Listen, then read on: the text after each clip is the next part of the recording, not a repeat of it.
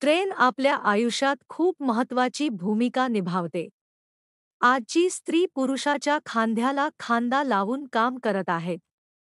स्त्रिया ट्रेनने लाखोंच्या गर्दीमध्ये कामाला जात आहेत. आजची स्त्री ही विमान उडवते तर ट्रेन चालवण्यात ती कशी मागे राहील? हो, मी आज सांगणारे ते म्हणजे सुरेखा यादव यांच्याबद्दल.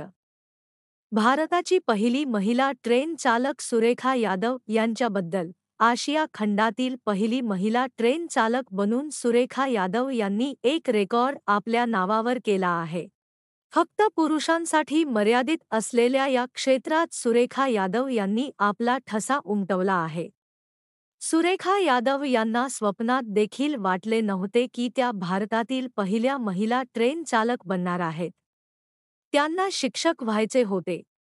ट्रेन चालक होण्याचे स्वप्न देखील त्यांनी कधी पाहिले नव्हते. पण नशिबात जे लिहिले आहे तेच घडते. 1965 मध्ये सुरेखा यांचा जन्म झाला. 5 भावंडांमध्ये त्या सर्वात मोठ्या होत्या. त्यांच्या वडिलांचे नाव होते रामचंद्र भोसले आणि आईचे नाव होते सोनाबाई. सुरेखा यांचे बालपण सातारा जिल्ह्यात गेले. एका कॉन्व्हेंट शाळेत शिक्षण घेतल्यानंतर त्यांनी व्होकेशनल ट्रेनिंग घेतली. इलेक्ट्रिकल इंजिनिअरिंग हा विषय आधी फक्त मुलांसाठी होता, पण कालांतराने मुलींनी त्यात प्रवेश केला. सुरेखा या देखील त्याच काही मुलींपैकी एक होत्या ज्यांनी या पुरुषांसाठी म्हणून समजल्या जाणाऱ्या फील्डमध्ये करिअर केले होते.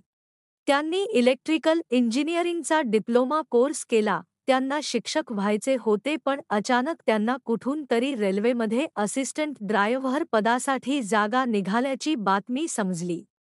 इलेक्ट्रिकल इंजिनिअरिंग केल्यामुळे सुरेखा या पदासाठी योग्य होत्या. त्यांनी यासाठी अर्ज केला.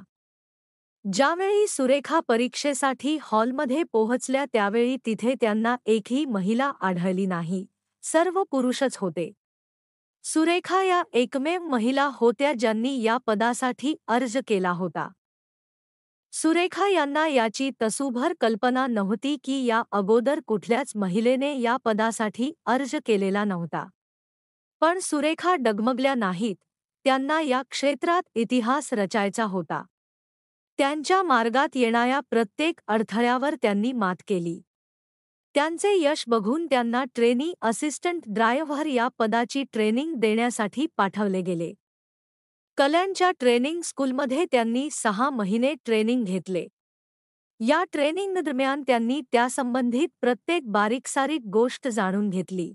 1989 साली त्यांची असिस्टंट ड्रायव्हर पदावर नियुक्ती करण्यात आली. अशा प्रकारे सुरेखा यांनी या क्षेत्रातील अनेक वर्षांच्या पुरुषी प्रभावाला मोडून काढले. त्यांनी आपल्या आयुष्यातील 29 वर्ष रेल्वेत नोकरी केली.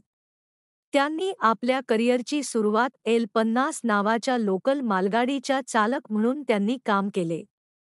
इंजिन आणि सिग्नल संबंधित काम त्यांनी मोठ्या यशस्वीपणे पार पाडले. 1998 साली त्या एक परिपूर्ण मालगाडी चालक बनल्या. त्यांची ज्यावेळी पश्चिम घाटात ड्रायव्हर म्हणून नेमणूक करण्यात आली, तो त्यांच्या करिअरमध्ये सर्वात आव्हानात्मक क्षण होता. महाराष्ट्राच्या घाटात त्यांनी व्यवस्थितपणे गाडी चालवली. सन 2000 मध्ये ममता बॅनर्जी यांनी महिलांसाठी चालवलेल्या स्पेशल लोकल ट्रेनच्या ड्रायव्हर म्हणून सुरेखा यांनी काम पाहिले होते.